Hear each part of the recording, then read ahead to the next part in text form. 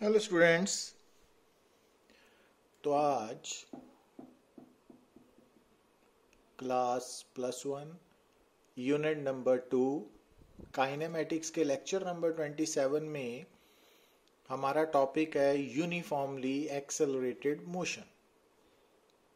तो जैसा कि हमने अपने प्रीवियस लेक्चर्स में डिस्कस किया हुआ है कि जो मोशन है उसको हम ब्रॉडली दो कैटेगरीज में डिवाइड करते हैं, एक यूनिफॉर्म मोशन और दूसरा नॉन यूनिफॉर्म मोशन।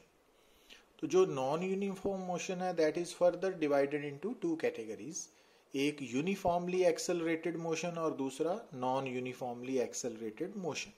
तो आज हम यूनिफॉर्मली एक्सेलरेटेड मोशन के बारे में बात करेंगे कि जैसा कि आप स्क्रीन पे देख रहे हो, नॉन यूनिफॉर्म मोशन की क्या पहचान है कि उस मोशन के दौरान जो वेलोसिटी है वो वेरिएबल होगी और वेलोसिटी के वेरिएबल होने के कारण जो एक्सेलरेशन है that would be non zero. ठीक है ना, तो एक्सेलरेशन पैदा होगी। अब जो एक्सेलरेशन पैदा हो रही है तो acceleration is a vector quantity, और जैसा कि हम ऑलरेडी एक्सेलरेशन वेलोसिटी के बारे में डिस्कस कर चुके हैं, तो आपको बताया था कि इन वन डायमेंशनल मोशन, जब हम पर्टिकुलरली वन डायमेंशनल मोशन की बात करते हैं तो जो एक्सेलरेशन है ना उसकी डायरेक्शन जो है that will be either along the direction of velocity or opposite to that of velocity। कि या तो वन डायमेंशनल मोशन में जो एक्सेलरेशन है उसकी डायरेक्शन या तो वेलोसिटी के अलोंग होगी या ऑपोजिट होगी ना। तो अब जो एक्सेलरेशन है वो एक वेक्टर क्वांटिटी है और एक्सेलरेशन का भी मैग्नीट्यूड है और साथ में डायरेक्शन भी है, just like any other vector quantity. पर अब आपने यहाँ पे मिक्स नहीं करना कि जिस डायरेक्शन में कोई भी ऑब्जेक्ट मूव कर रहा है वो direction of motion of object जो है ना वो बेसिकली वेलोसिटी की डायरेक्शन है ना। तो जो एक्सेलरेशन की डायरेक्शन है that is a separate issue, तो वो मिक्स नहीं करना है ना। तो जब भी वन डायमेंशनल, अगर आप वन डायमेंशनल मोशन की बात कर रहे हो तो जो एक्सेलरेशन की डायरेक्शन है वो या तो along the direction of motion होगी और या opposite to direction of motion होगी, है ना। और वो कैसे आप उसका एनालिसिस करोगे कि अगर आपके सामने body one dimensional path means straight path follow कर रही है और फॉलो करते वक्त उसकी जो स्पीड है अगर वो बढ़ रही है तो उस केस में जो एक्सेलरेशन है उसकी डायरेक्शन और वेलोसिटी या डायरेक्शन ऑफ मोशन की डायरेक्शन सेम होगी। पर अगर आपके सामने एक कोई भी object one dimensional path means straight path follow कर रहा है और उस पाथ पे उसकी स्पीड कम हो रही है तो उस केस में जो एक्सेलरेशन है उसकी डायरेक्शन वेलोसिटी या direction of motion of object के ऑपोजिट होगी, है ना। तो ये बात आपने याद रखनी है। तो अगर यूनिफॉर्मली एक्सेलरेटेड मोशन के बारे में बात करें तो उसकी पहचान क्या है कि अगर आपके सामने जो यूनिफॉर्मली एक्सेलरेटेड मोशन हो रहा है ना तो उसमें वेलोसिटी वेरिएबल होगी, वेलोसिटी बदल रही है, पर जो एक्सेलरेशन पैदा हो रही है वो कांस्टेंट है, यूनिफॉर्म है। मींस कि ना तो एक्सेलरेशन का मैग्नीट्यूड और ना ही डायरेक्शन बदल रही है ना, दोनों सेम रहते हैं। तो उस मोशन को हम यूनिफॉर्मली एक्सेलरेटेड मोशन बोलते हैं। जो यूनिफॉर्मली एक्सेलरेटेड मोशन है ना वो वन डायमेंशनल मोशन में भी हो सकता है और टू डायमेंशनल मोशन में भी हो सकता है, पर यहाँ पर हम one dimensional uniformly accelerated motion की बात कर रहे हैं ना।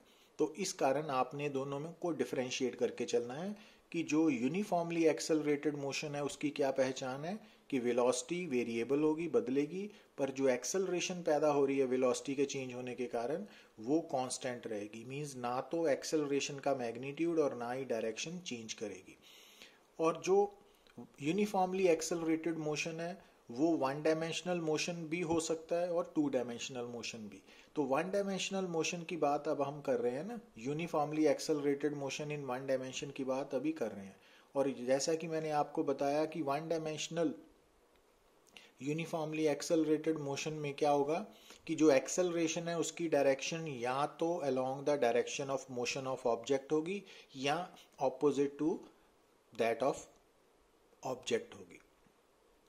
तो अगर वेलोसिटी वेरिएबल होने के साथ साथ एक्सेलरेशन भी बदल रही है अब जैसा कि आप देखिए, अगर जब भी आप किसी भी वेक्टर क्वांटिटी के साथ डील कर रहे हो तो उस वेक्टर क्वांटिटी के बारे में जब आपने ये आंसर करना है कि क्या वो कांस्टेंट है कि वेरिएबल, तो आपको ये बात ध्यान में रखनी पड़ेगी कि उस वेक्टर क्वांटिटी का magnitude as well as direction दोनों में से अगर एक भी चेंज हो रहा है तो आप उस वेक्टर को वेरिएबल मानोगे ना। तो ये बात माइंड में रखनी है जब भी आप वेक्टर के साथ डील करोगे। अब क्योंकि वेलोसिटी और एक्सेलरेशन दोनों ही वेक्टर्स क्वांटिटी हैं, तो उस केस में जो एक्सेलरेशन वेरिएबल है या वेलोसिटी वेरिएबल है, इसका आंसर करते वक्त आपने क्या देखना है कि वेलोसिटी का मैग्नीट्यूड और डायरेक्शन चेंज हो रही है, दोनों में से कोई एक कम से कम। और ऐसे ही अगर एक्सेलरेशन वेरिएबल है तो उसमें भी उसका भी आंसर करते वक्त आपने क्या दिमाग में रखना है कि जो ऑब्जेक्ट है क्या उसकी जो एक्सेलरेशन का मैग्नीट्यूड है और जो डायरेक्शन है एक्सेलरेशन की वो क्या चेंज हो रहे हैं, दोनों में से कोई एक भी कम से कम चेंज हो रहा है तो फिर एक्सेलरेशन वेरिएबल होगी। और अगर एक्सेलरेशन का magnitude as well as direction of acceleration दोनों में से कोई भी चेंज नहीं हो रहा तो उस केस में हम बोलेंगे कि एक्सेलरेशन कांस्टेंट है, यूनिफॉर्म है। और जब एक्सेलरेशन यूनिफॉर्म होगी, कांस्टेंट होगी, तो वो मोशन होगा यूनिफॉर्मली एक्सेलरेटेड मोशन। और जब एक्सेलरेशन वेरिएबल होगी तो उस मोशन को हम नॉन यूनिफॉर्मली एक्सेलरेटेड मोशन बोलेंगे ना। तो अब चाहे यूनिफॉर्मली एक्सेलरेटेड मोशन है चाहे नॉन यूनिफॉर्मली एक्सेलरेटेड मोशन है, वेलोसिटी दोनों में चेंज करेगी, ये बात श्योर है। तो वेलोसिटी सिर्फ एक केस में कांस्टेंट रहेगी, that is uniform motion, only uniform motion. और अब यहाँ पर हम यूनिफॉर्मली एक्सेलरेटेड मोशन के बारे में बात कर रहे हैं। तो यूनिफॉर्मली एक्सेलरेटेड मोशन, किसी भी ऑब्जेक्ट का मोशन यूनिफॉर्मली एक्सेलरेटेड कब होगा, जब उसकी वेलोसिटी वेरिएबल होगी बट एक्सेलरेशन कांस्टेंट होगी ना, both in magnitude as well as direction. अब यहाँ पे देखिए आप, अब सबसे पहले जो बात आपने नोट करनी है ना कि यहाँ हेडिंग बना हुआ है characteristics of uniformly accelerated motion, कि सबसे पहले तो एक्सेलरेशन कांस्टेंट होगी, पहला कैरेक्टरिस्टिक। अब आप यहां पे देखिए, क्योंकि एक्सेलरेशन dv बाई dt है तो हम dv को क्या लिख सकते हो, क्रॉस मल्टीप्लाई करने पे a dt है ना, लिख सकते हैं ना। तो अब अगर आप इस इक्वेशन को इंटीग्रेट करें विद इन प्रॉपर लिमिट्स, तो ये हमने इंटीग्रेट कर दिया ना दोनों साइड्स को। अब क्योंकि हम डील कर रहे हैं यूनिफॉर्मली एक्सेलरेटेड मोशन के साथ जिसमें a कांस्टेंट है ना, स्मॉल a यहाँ पे कौन सा सिंबल है, एक्सेलरेशन का ना।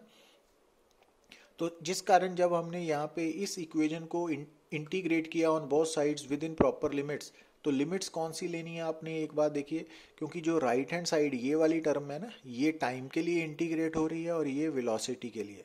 तो हमने ये मान लिया कि जो इनिशियल टाइम है वो 0 है, तो उस वक्त जो पार्टिकल की वेलोसिटी है वो u है, और जब टाइम t हुआ, थोड़ी देर बाद टाइम t हुआ, तो उस वक्त वेलोसिटी v है ना। तो u initial velocity, 0 initial time, v final velocity, t final time है ना। अब जब राइट हैंड साइड को आप इंटीग्रेट करोगे तो a कांस्टेंट है ना इक्वेशन नंबर 1 से, तो कांस्टेंट को हम इंटीग्रेशन साइन से बाहर निकाल लेते हैं ना, तो निकाल लिया, समझ लगी, इस इक्वेशन को ऐसे लिख लिया ना। अब इसको फर्दर सॉल्व करिए आप। अब dv का क्या बन गया, v बन गया, लिमिट्स u एंड v है, और इसका t बन गया ना, और ये तो बाहर है, ये मल्टीप्लाई हो रहा है, तो लिमिट्स सब्स्टिट्यूट की और ये आंसर आ गया ना। अब यहां से आपने क्या सीखना है कि अगर किसी भी मोशन में एक्सेलरेशन कांस्टेंट है तो आप बोलोगे कि वो मोशन यूनिफॉर्मली एक्सेलरेटेड मोशन है। या दूसरी बात कि अगर किसी भी मोशन में जो वेलोसिटी ऑफ ऑब्जेक्ट है at any instant of time, किसी भी वक्त की वेलोसिटी है, वो टाइम पे कैसे डिपेंड करनी चाहिए, डायरेक्टली प्रोपोर्शनल टू टी है ना, मींस v जो है ना वो डिपेंड करती है time raise to power 1, got it. तो अगर किसी भी इक्वेशन में जो वेलोसिटी है वो टाइम पे डिपेंड कर रही है, कैसे, टाइम रेज टू पावर 1, तो वो यूनिफॉर्मली एक्सेलरेटेड मोशन को रिप्रेजेंट करेगी ना। अब यहां पर देखिए आप, अब जैसा कि हमें मालूम है कि v वेलोसिटी होती है dx by dt, one dimensional motion along x axis में हम वेलोसिटी को dx by dt लिखते हैं ना, तो यहाँ पर हमने v की जगह dx by dt लिख लिया। अब dt को क्रॉस मल्टीप्लाई कर दिया, ये बन गया ना। अब इस इक्वेशन को अगेन हमने इंटीग्रेट करना है both sides with in proper limits. जब आप इसको इंटीग्रेट करोगे तो राइट हैंड साइड में ये दो टर्म्स आ गई ना। अब राइट हैंड साइड में फर्स्ट और सेकंड टर्म्स टाइम के साथ इंटीग्रेट हो रही हैं, लेफ्ट साइड में पोजीशन x के साथ। तो यहाँ पर पोजीशन की लिमिट्स आएंगे ना, initial position x0, final x, initial time 0, final t 0 t, है ना। अब u कांस्टेंट है, जो इनिशियल वेलोसिटी है वो फिक्स है ना हमारे लिए, तो उसको बाहर निकाल लेना है। और a क्यों कांस्टेंट है? क्योंकि यूनिफॉर्मली एक्सेलरेटेड मोशन है। तो ये बात आपने याद रखनी है कि जो इनिशियल वेलोसिटी है वो हमेशा फिक्स्ड होगी, कांस्टेंट होगी। मींस कि वो जो हमने एक बार चूज कर ली गिवन प्रॉब्लम में वो वही रहेगी ना। तो इनिशियल वेलोसिटी जो है वो फिक्स्ड है, तो वो कांस्टेंट है, तो इस कारण वो इंटीग्रेशन से बाहर आएगी। तो एक्सेलरेशन क्यों बाहर आई यहाँ पे? क्योंकि एक्सेलरेशन इसलिए बाहर आई क्योंकि एक्सेलरेशन यूनिफॉर्मली एक्सेलरेटेड मोशन के लिए कांस्टेंट होती है ना, तो दैट्स वाई। अब इस इक्वेशन को हम सॉल्व करेंगे, इंटीग्रेट करेंगे, तो dx का बन गया x, dt का बन गया t, t dt का बन जाना है t²/2, है ना। ये आपने इंटीग्रेशन में सीखा हुआ है, मेरे लेक्चर्स हैं यूट्यूब चैनल पे मैथमेटिकल टूल्स, तो अगर आपको इंटीग्रेशन की नहीं समझ तो वो उनको देख सकते हो आप। तो अब यहाँ पे हमने लिमिट सब्स्टिट्यूट करनी है ना, तो वो कर दी, तो यहाँ से x की वैल्यू आ गई। तो यहाँ से आप क्या देख रहे हो कि यूनिफॉर्मली एक्सेलरेटेड मोशन में जो वेलोसिटी थी ना, जो एक्सेलरेशन थी वो कांस्टेंट थी, वो टाइम पे डिपेंड नहीं करती थी ना, वो t⁻0 पे डिपेंड करती थी। अब जो वेलोसिटी थी वो t⁻1 पे डिपेंड करती थी, पर जो पोजीशन है वो t⁻2 पे डिपेंड कर रही है ना। तो ये करेक्टरिस्टिक्स है। मींस अगर आपके सामने किसी भी इक्वेशन में पोजीशन की वैल्यू टाइम की पावर 2 पे डिपेंड कर रही है, तो उससे आपको पता चल जाएगा कि ये यूनिफॉर्मली एक्सेलरेटेड मोशन है। तो अगर वेलोसिटी डिपेंड करती है t⁻1 पे, तो इट मीन्स वो भी यूनिफॉर्मली एक्सेलरेटेड मोशन है। तो इस तरह से आपको पहचान होनी चाहिए। अब आगे जब हम बात करते हैं, देखिए कि यूनिफॉर्मली एक्सेलरेटेड मोशन की बात चल रही है ना। अब आपके दिमाग में सबसे पहले ये बात आनी चाहिए कि किसी भी मोशन में, कोई भी मोशन किसी भी तरह का है ना, एवरेज वेलोसिटी निकालने का क्या फार्मूला होता है? याद है ना, एवरेज वेलोसिटी को निकालने का जो जनरल फार्मूला है ना, वो क्या है? वो है डिस्प्लेसमेंट ओवर टाइम टेकन। ठीक है, गॉट इट? ये जनरल फार्मूला है। अब यहां देखिए आप, इस इक्वेशन में x0 क्या है? पार्टिकल की इनिशियल पोजीशन। और x क्या है? पार्टिकल की final position after time t। तो इसका मतलब जब आप फाइनल पोजीशन से इनिशियल पोजीशन को सब्ट्रैक्ट करोगे तो वो बन जाएगी डिस्प्लेसमेंट। तो इसका मतलब x माइनस x0 क्या है? डिस्प्लेसमेंट। और इस डिस्प्लेसमेंट को कवर करने के लिए टाइम कितना लगा है? t। ठीक है ना, तो ये आ गया। तो एवरेज वेलोसिटी का बेसिक फार्मूला है डिस्प्लेसमेंट ओवर टाइम टेकन। अब इक्वेशन नंबर 3 से आप देखिए यूनिफॉर्मली एक्सेलरेटेड मोशन के लिए कि जो x माइनस x0 है वो तो ut प्लस हाफ at² है ना, यहां से।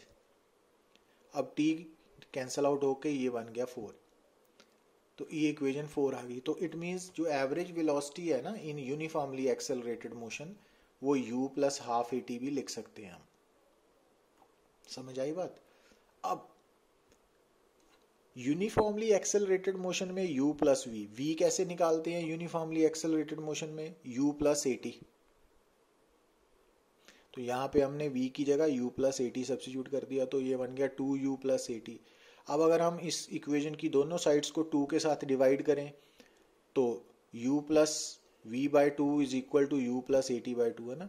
Equation number 5। अब अगर आप 4 और 5 को इक्वेट करो तो क्या नोट करते हो कि v average u plus v by 2 है ना, तो इक्वेशन नंबर 6 आ गई। मीन्स देखिए जो एवरेज वेलोसिटी है ना उसको निकालने का किसी भी तरह का कोई भी नेचर ऑफ मोशन है तो उसमें जब भी आपने एवरेज वेलोसिटी निकालनी है तो उसका बेसिक फार्मूला तो डिस्प्लेसमेंट ओवर टाइम टेकन ही रहेगा।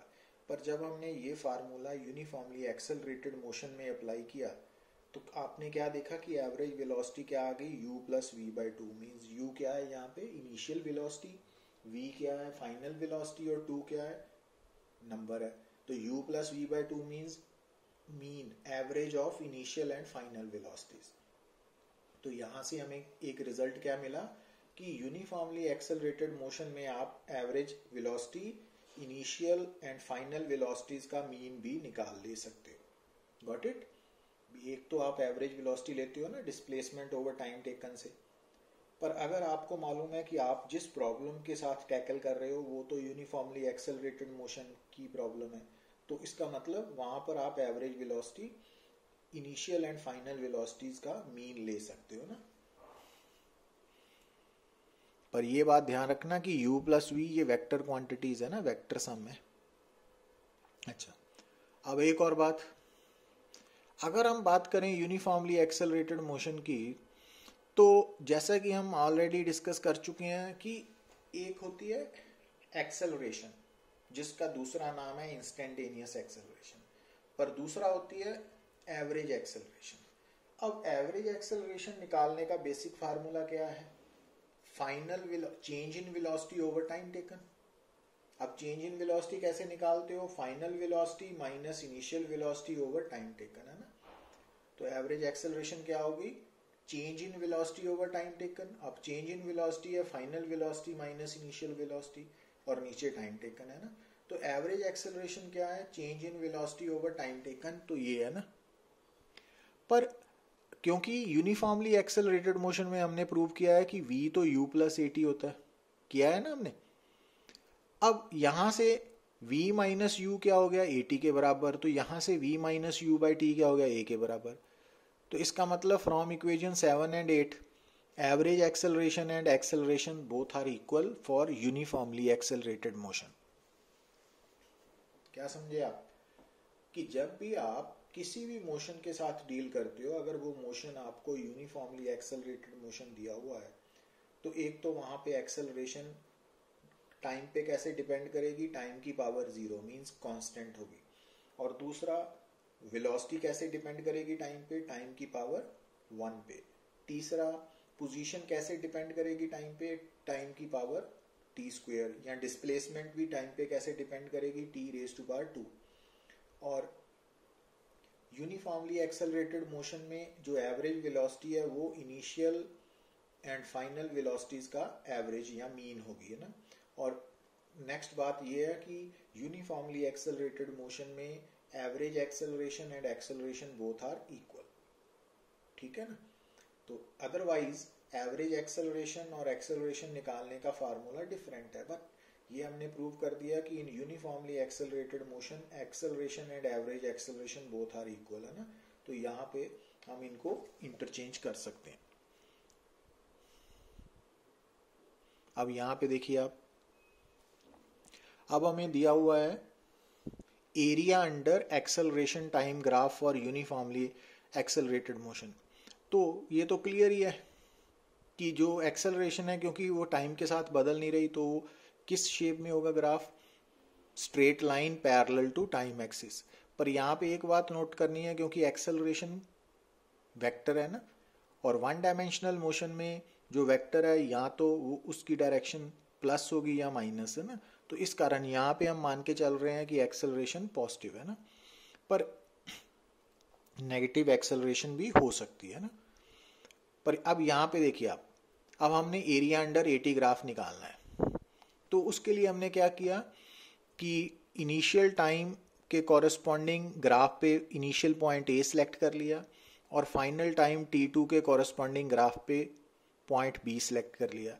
अब यहाँ से आपको एरिया अंडर द ग्राफ क्या नजर आया? रेक्टेंगल बन गई ना ABCD। अब area of acceleration time graph between time interval t1 to t2 वो कितना है, एरिया ऑफ रेक्टेंगल ABCD। अब एरिया ऑफ रेक्टेंगल ABCD कैसे निकाल सकते हो, AB लेंथ होगी, BC ब्रेड्थ होगी ना, AB इंटू BC। अब AB की वैल्यू या DC की वैल्यू T2 माइनस T1 है और BC की वैल्यू A के बराबर है ना। पर अभी हमने प्रूव किया था कि जो एक्सेलरेशन है यूनिफॉर्मली एक्सेलरेटेड मोशन में acceleration and average acceleration both are equal. अब एवरेज एक्सेलरेशन क्या होगी, change in velocity over time taken. तो अब यहाँ पे हमने इनिशियल टाइम क्योंकि t1 लिया है सिंबल, तो इनिशियल वेलोसिटी भी v1 ले ली। फाइनल टाइम का सिंबल t2 लिया है तो वेलोसिटी v2 ले ली। तो अब अगर आप a की वैल्यू यहाँ पे सब्स्टिट्यूट करोगे तो v2 minus V1, but v2 minus V1 means change in velocity. तो इसका मतलब अगर आप area under acceleration time graph निकालते हो इन ए गिवन टाइम इंटरवल, तो उस टाइम इंटरवल के दौरान कितनी वेलोसिटी चेंज हुई वो उस एरिया के इक्वल होगी। ये प्रूव किया है और इस रिजल्ट को हम न्यूमेरिकल्स में फर्दर लेक्चर में अप्लाई करेंगे ना। अब यहाँ पे देखिए आप, slope of VT graph for uniformly accelerated motion. तो जैसा कि क्योंकि हमें मालूम है कि जो general equation for uniformly accelerated motion है वो v is equal to u plus a t है ना।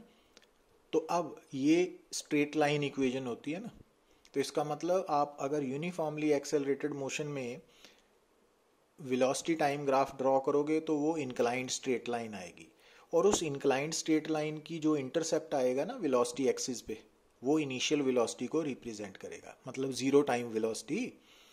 अच्छा, अब यहाँ पे हमने इस ग्राफ की स्लोप लेनी है ना, ये ग्रीन वाली जो स्ट्रेट लाइन है ये वीटी ग्राफ है, किस मोशन के लिए, यूनिफॉर्मली एक्सेलरेटेड मोशन के लिए। अब इसकी स्लोप निकालनी है हमने, तो इसके लिए हमने क्या किया कि दो पॉइंट्स ए बी सिलेक्ट कर लिए। अब जो ए है उसके कॉरस्पॉन्डिंग टाइम t1 है, बी के कॉरस्पॉन्डिंग t2 है, ए के कॉरस्पॉन्डिंग वेलोसिटी v1 है, बी के कॉरस्पॉन्डिंग वेलोसिटी v2 है। तो अब अगर स्लोप निकालनी है तो हमने एक हॉरिजॉन्टल लाइन AC ड्रॉ कर दी ना। अब ये ACB क्या होगी, राइट एंगल ट्राइंगल। अब राइट एंगल ट्राइंगल में स्लोप क्या होगी, tan थीटा, ठीक है, और थीटा हॉरिजॉन्टल के साथ बनने वाला एंगल है ना, तो इंक्लाइंड लाइन का। तो tan थीटा किसके बराबर होगी, परपेंडिकुलर ओवर बेस। कैसे आया, क्योंकि ये राइट एंगल ट्राइंगल है, इसमें अगर आप tan थीटा की वैल्यू निकालते हो तो वो BC बाय AC होगी ना, और BC की वैल्यू V2 माइनस V1 है और AC की वैल्यू T2 माइनस T1 है। तो इसका मतलब स्लोप क्या होगी, V2 minus V1 over T2 minus T1। पर ऊपर होगी चेंज इन वेलोसिटी, नीचे हो गया टाइम टेकन, पर ये तो एवरेज एक्सेलरेशन है, ठीक है। पर क्योंकि यूनिफॉर्मली एक्सेलरेटेड मोशन में average acceleration and acceleration both are equal, तो इसका मतलब जो वीटी ग्राफ की स्लोप है ना फॉर यूनिफॉर्मली एक्सेलरेटेड मोशन, वो एक्सेलरेशन को रिप्रेजेंट करेगी। Got it. तो जैसे एक्सटी ग्राफ की स्लोप यूनिफॉर्म मोशन में वेलोसिटी को रिप्रेजेंट करती थी, उसी तरह वेलोसिटी टाइम ग्राफ की slope for uniformly accelerated motion acceleration को रिप्रेजेंट करेगी। तो इसका मतलब अगर आपके सामने यूनिफॉर्मली एक्सेलरेटेड मोशन के ग्राफ ड्रॉ करने को बोला गया है, तो अगर आपने एक्सेलरेशन टाइम ग्राफ ड्रॉ करना है तो उसमें आपने हॉरिजॉन्टल लाइन ड्रॉ करनी है पैरेलल टू टाइम एक्सिस, और अगर आपको वेलोसिटी टाइम ग्राफ ड्रॉ करना पड़े फॉर यूनिफॉर्मली एक्सेलरेटेड मोशन तो आपने इंक्लाइंड स्ट्रेट लाइन ड्रॉ करनी है ना।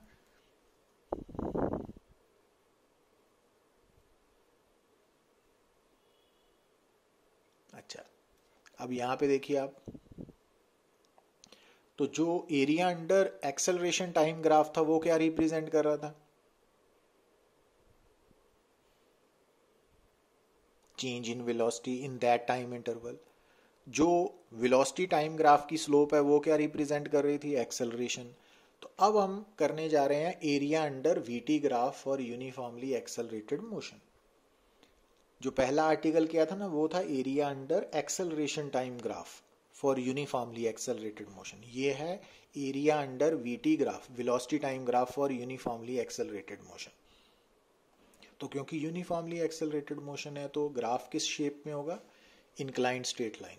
तो उसके ऊपर हमने दो पॉइंट्स मार्क कर लिए, A B corresponding to initial time t1 and final time t2 respectively ना, और ए के कॉरस्पॉन्डिंग वेलोसिटी v1 है इनिशियल वेलोसिटी, बी के कॉरस्पॉन्डिंग v2।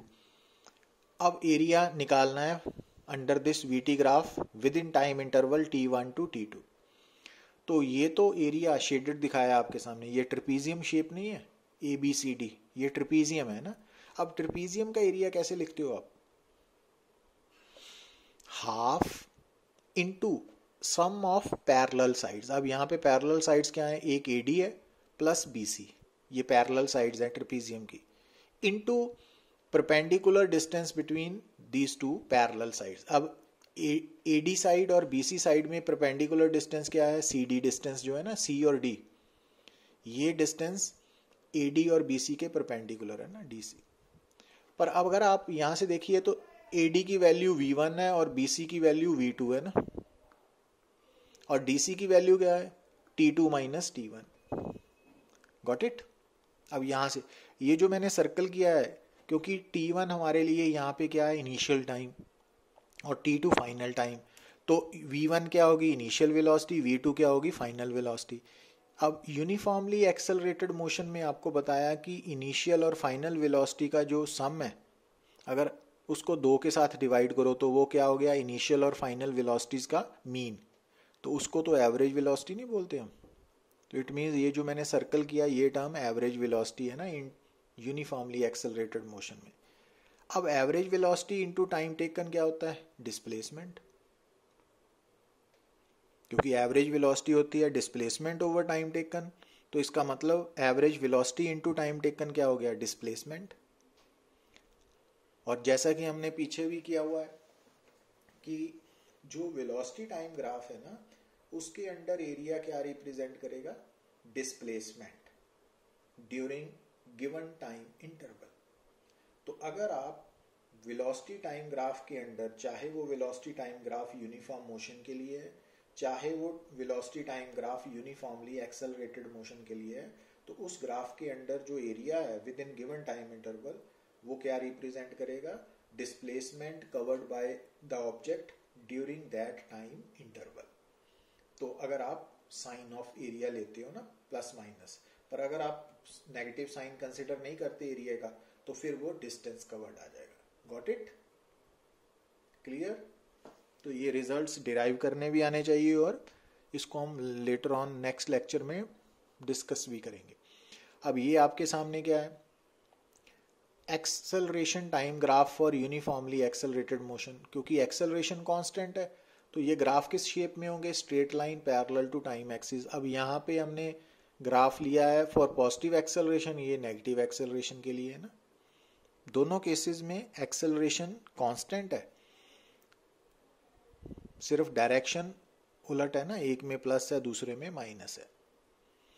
अब यहाँ पे देखिए आप, ऐसे ही हमने जो वेलोसिटी टाइम ग्राफ्स लिए हैं ना फॉर यूनिफॉर्मली एक्सेलरेटेड मोशन। अब याद रखिए कि यूनिफॉर्मली एक्सेलरेटेड मोशन के लिए ना velocity time graph straight line होंगे। कौन सी स्ट्रेट लाइन? इंक्लाइंड। तो अब ये वाली जो इंक्लाइंड स्ट्रेट लाइन आपको नजर आ रही है, इसमें इंटरसेप्ट u पॉजिटिव है ना, और साथ में इस लाइन की स्लोप भी पॉजिटिव है। तो वेलोसिटी टाइम ग्राफ की स्लोप एक्सेलरेशन है, तो इसका मतलब इस ग्राफ में u भी पॉजिटिव है और एक्सेलरेशन भी पॉजिटिव है। पर जब आप इस ग्राफ को देखते हो तो इसका इंटरसेप्ट नेगेटिव है, तो इसका मतलब इसकी इनिशियल वेलोसिटी नेगेटिव है, बट स्लोप पॉजिटिव होने के कारण एक्सेलरेशन पॉजिटिव है। और इस ग्राफ का इंटरसेप्ट ओरिजिन है ना, तो इसमें इनिशियल वेलोसिटी 0 है और एक्सेलरेशन पॉजिटिव है, क्योंकि स्लोप पॉजिटिव है। पर इस लाइन की स्लोप देखिए, वो नेगेटिव है ना, तो इट मीन्स इसका इंटरसेप्ट पॉजिटिव है बट स्लोप नेगेटिव होने का मतलब u पॉजिटिव है और एक्सेलरेशन नेगेटिव है।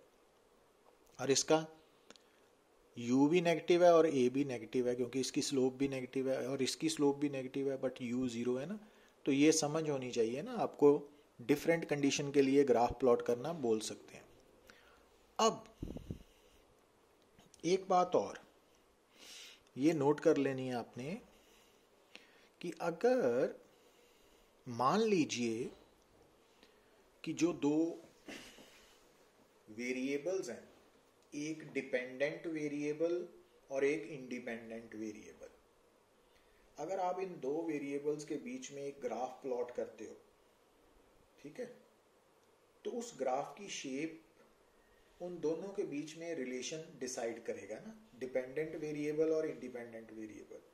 पर अगर मान लीजिए कि आपका जो डिपेंडेंट वेरिएबल है वो इंडिपेंडेंट वेरिएबल के ऊपर कैसे डिपेंडेंट है, रेज टू पावर 1, तो फिर ग्राफ इंक्लाइंड स्ट्रेट लाइन होगा। पर अगर आपका डिपेंडेंट वेरिएबल इंडिपेंडेंट वेरिएबल के ऊपर कैसे डिपेंडेंट है, पावर 2 +2, तो उस केस में ग्राफ पैराबोलिक शेप होगा ना।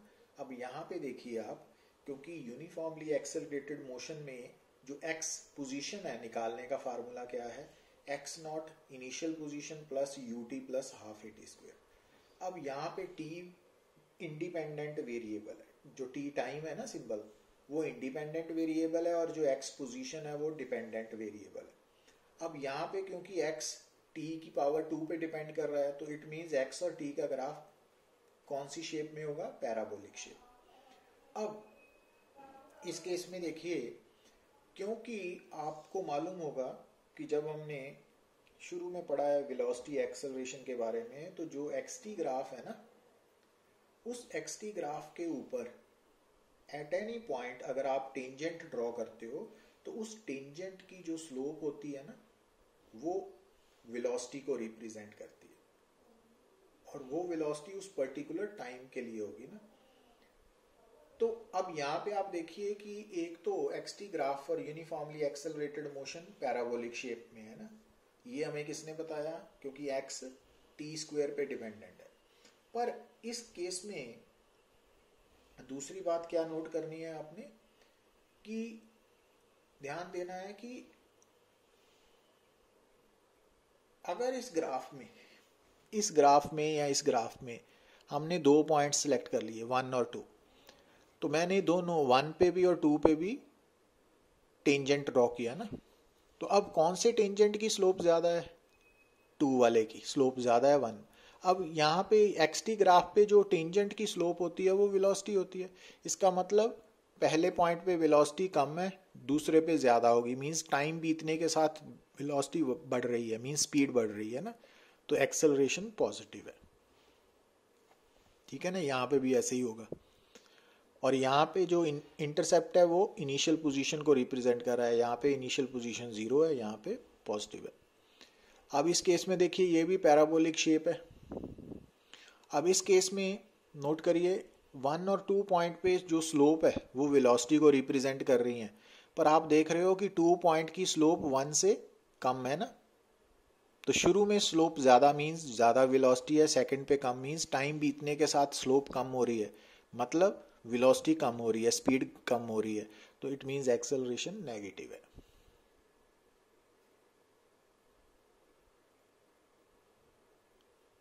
Got it. तो ये शेप्स आपने याद रखनी है ना। So thank you very much.